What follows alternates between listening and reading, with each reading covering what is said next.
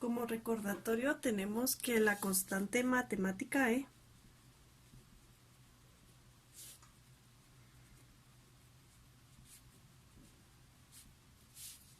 es al final un número irracional.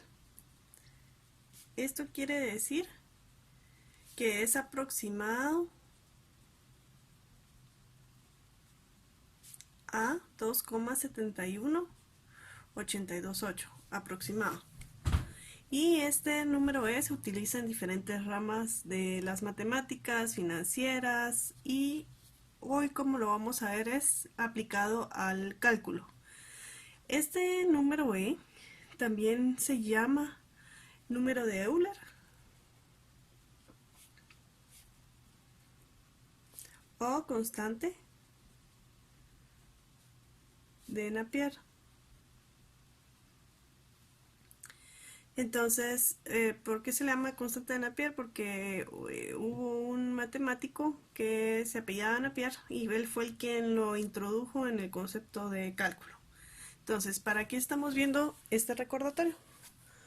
Pues porque hoy vamos a ver lo que es la derivada de la función exponencial natural.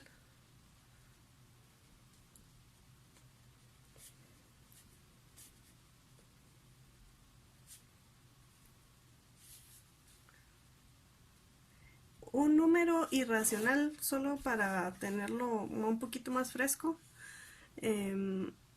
parecido al número E, es el número pi, ¿verdad? Que se representa por medio de una letra griega y que significa la aproximación de un número. Pues tiene una explicación mucho más extensa, pero esto no es el objetivo de esta clase y de este video en específico. Entonces, otra forma que utilizamos es para los logaritmos. Entonces, la derivada de la función exponencial sería la derivada respecto a x de e de x va a ser igual a e de x. Esta es una regla de derivada muy importante. Entonces, al igual que la de la constante y todas las que hemos visto, la suma, etcétera, exponentes, pero esta es para la exponencial natural, perdón, una función exponencial natural. Entonces, el número e elevado a la x va a ser el número e a la x, no va a cambiar. Entonces, vamos a ver un ejemplo. Si nos piden la primera derivada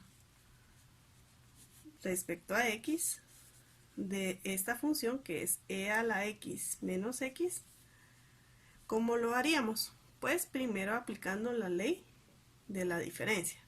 Entonces, para ello se recuerdan que en esta ley tenemos que separar las funciones f de x y g de x en dos y luego realizar la operación aritmética, que en este ejemplo es la resta.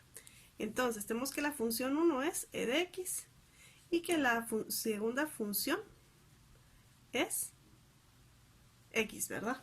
Entonces, la derivada respecto a x de e de x, ¿cuánto es? E a la x. Y la derivada de una variable o de una función x, ¿cuánto es? 1. Entonces, x a la menos 1 es la primera derivada de esta función. Vamos allá con, si nos piden encontrar la segunda derivada recordemos que se representa por medio de dos comillas. La primera por una comilla, la segunda dos comillas.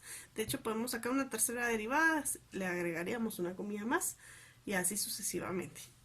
Entonces, la segunda derivada, ¿qué sería? Pues la derivada respecto a x del resultado de la primera derivada, que sería e a la x menos 1. ¿Sí? Entonces, ¿cómo sería eso? Pues tendríamos que aplicar de nuevo la regla de la diferencia.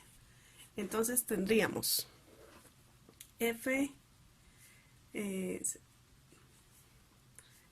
x sería igual, o la segunda derivada igual a la derivada de e de x menos la derivada de 1. Entonces, ya sabemos que la derivada de e a la x es e a la x. No importa si es la primera, la segunda, la tercera derivada, la regla nos dice de la función exponencial natural siempre va a ser e a la x. Igual, todas las reglas que miramos son las mismas, solamente que le aplicamos una segunda derivada. Digamos, a partir de la primera derivada obtenemos una función. Y a esa función le vamos a sacar la segunda derivada. Si quisiéramos una tercera, sería la función resultante de la segunda derivada. Y así sucesivamente. Entonces las reglas no cambian.